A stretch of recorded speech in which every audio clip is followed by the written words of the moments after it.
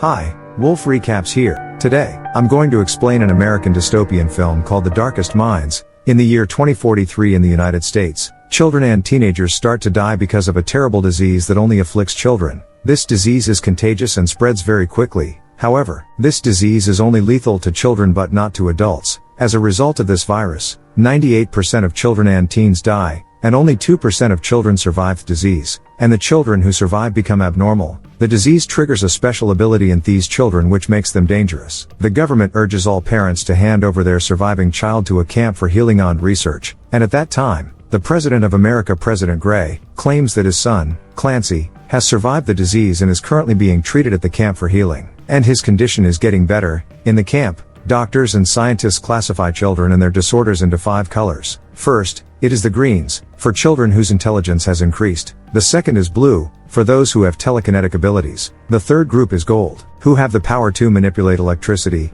The first 3 groups are considered to be quite safe, and are only being treated in healing camps. The fourth group is the group that is considered dangerous, which is the red color, for Thusuo can control fire, and the fifth group is orange, the most dangerous group, for Thusuo can manipulate the minds of other people. The red and orange groups are very rare, and the government considers them very dangerous and orders them to be killed immediately on sight. The film takes us to a setting where a little girl named Ruby is celebrating her birthday with her parents. They are worried because all the children around are dead, and only Ruby is still alive. At night, Ruby comes to her mother's room to calm her down. But suddenly she has a strange vision when she holds her mother's hand. In the morning, her mother does not recognize Ruby as her child anymore, and her mother calls the government to take Ruby away to the healing camp. Finally, Ruby is taken with the other children to the healing camp. Every child brought to the camp gets examined by the doctor to determine what abnormality they have. Ruby is taken to the examination where she's identified as being orange, the most dangerous group that can control other people's minds. Therefore, the doctor immediately wants to inject Ruby with lethal injection.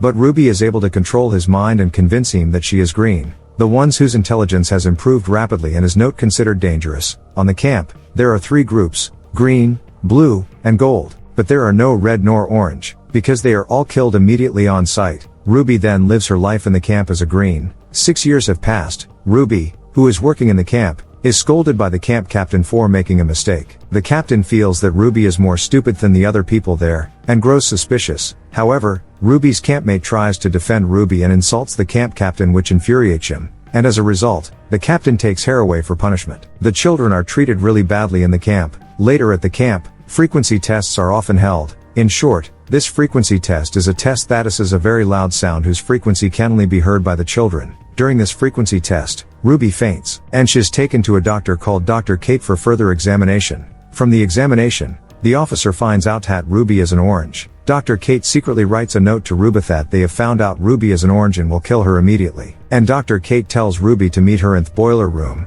In a panic, Ruby then directly goes to the boiler room, and in there, Dr. Kate is waiting for her. By that time, the alarm has been sounded for an intrusion, and all officers are ordered to look for Ruby. With Dr. Kate's help, Ruby manages to leave using Dr. Kate's car, but at the checkpoint, Ruby is almost caught. But Ruby uses her power to control the officer's mind to let them escape. Finally, after 6 years, Ruby manages to get out of the camp. In the car, Kate gives Ruby a panic button that can be activated as a tracker if she's in danger. Kate explains that she is part of the Children's League, whose mission is to save children from the camp and fight the government. Kate takes her to a gas station to meet her boyfriend, Rob, who is also on a child rescue mission. But when Ruby almost falls and holds Rob's hand, she has a vision of Rob, who seems to like abusing children. Ruby becomes suspicious of their motives. When Ruby changes her clothes at a shop, she suddenly sees a small girl who can manipulate electricity. The girl runs away when she sees Ruby, and Ruby chases after her. The girl then gets into a van, and Ruby follows her to hide from Dr. Kate. The little girl is called Sue, and she is a mute and always wears gloves due to her ability. Sue is accompanied by 2 friends called Liam and Charles. Liam is a blue with telekinesis ability, while the intelligent Charles is a green.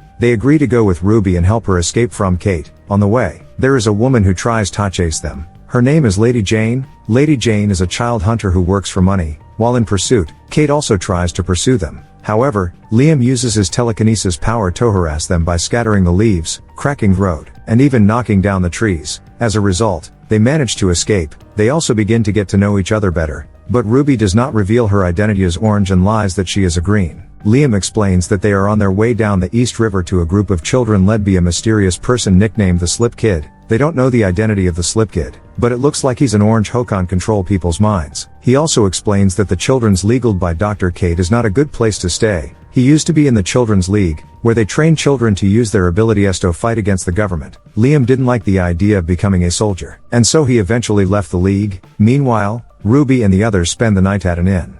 Ruby remembers the time with her parents. It is revealed that she couldn't really control her ability, and because of that, she accidentally erased her parents' memories off her when she was a kid. While sleeping, Ruby accidentally touches Sue's hand and then gets a memory that Sue where she used to be in a government camp, but eventually, she and hundreds of other children rebelled and fled, and the rebellion was led by Liam. Because of the trauma during her life at the camp, Sue became mute. In the morning, they go to a long-abandoned mall to shop and pick up some supplies. They really enjoy their moment together, since they never have a normal childhood. But suddenly, their bodies are lifted and controlled by a group of people. Luckily, Sue uses her electric power to stop it. It turns out that they are also a group of children who have telekinesis abilities. At night, they talk about the Children's Association in the East River and its very secret nature. They know where East River is, but they can't tell Ruby and her friends the exact location because it's a secret they cannot tell. However, Ruby uses her telepathy secret light to make one of them unconsciously gives a clue about the location, which is the Latere Do. Later that night, the genius Charles tries to figure out what EDO is, but he finds nothing. However, after speaking with Ruby about her father being a cop, Charles starts to realize that EDO might be a radio frequency.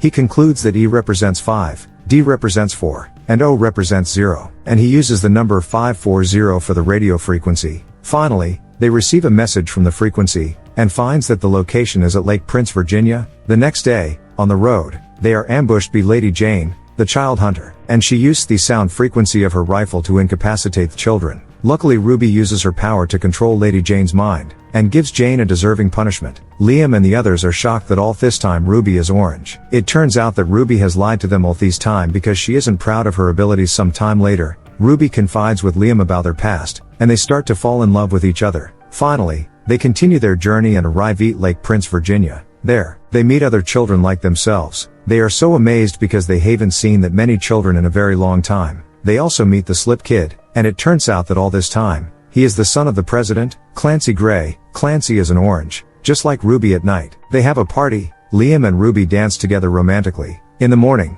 they are all given an assignment, and Ruby is assigned to help Clancy. Clancy tells Ruby that he is one of the first people to survive the terrible disease, and the government used him to experiment to create a cure, but the doctor failed, and his father, the president, lied to the public that they had found the cure. Clancy eventually escaped and formed a children's association where all the children can live safely. Clancy then teaches Ruby how to control her power and control other people's minds without touching their hands, and Ruby finally succeeds. In return, Ruby teaches him how to erase people's memories. However, during this process, Clancy controls her mind and tries to kiss her. Ruby is distraught, and she hits him and leaves. Ruby and her friends finally decide to leave the place, but while on the run, they are ambushed by troops from the camp. Liam tries to fight back, but suddenly he becomes unconscious. It turns out that Clancy has made him unconscious. It is revealed that all this time, Clancy has been the mastermind behind it all. Clancy has contacted the camp captain to arrest all the children. Clancy has been manipulating his father, the president, and taking control of the government using his power. His main goal is to create his army of children with superpowers so that he would never get abused by anyone. Ruby then uses her power to make the camp captain commit suicide, and Sue controls the electricity to create a trick to escape. Suddenly armed forces arrive with helicopters to arrest all the children.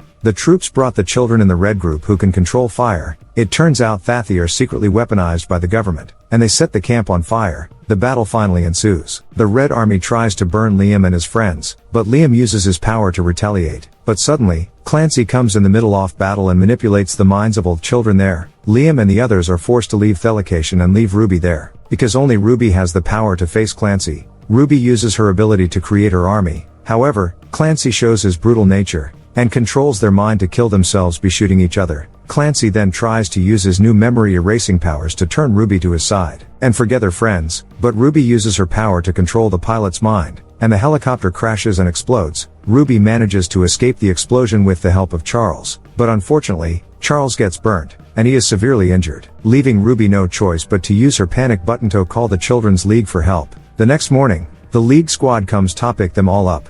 Charles is immediately taken to the hospital for treatment. While Sue is adopted by a good family, but Liam is arrested by the League because has betrayed the League before. The League considers Liam knows too much about the League to be left free. Ruby meets Kate and bargains to release Liam, promising to be a soldier in the League and fight against the government alongside them. However, Kate is sure that Liam will never leave without Ruby, and he won't let Ruby join the League. Finally, Ruby meets Liam. Liam explains that he wants the two of them to stay together and discuss plans for both of them in the future. But Ruby is forced to erase herself from Liam's memory, so that Liam can be released and so that she can join and fight with the Children's League. All memories of Ruby from their first meeting in the van, chatting together and dancing together, are all gone from his memory. Suddenly Liam doesn't remember anything about Ruby, and Liam leaves. Ruby then cries as she sees Liam leave. At the end of the story, Ruby joins and trains with the Children's League, but there is more. The struggle of Ruby and her friends is far from over, because it turns out that Clancy is still alive, and a fierce battle between the two sides will be inevitable. Subscribe to watch more videos like this, and leave a like to help the channel out. Thank you for watching.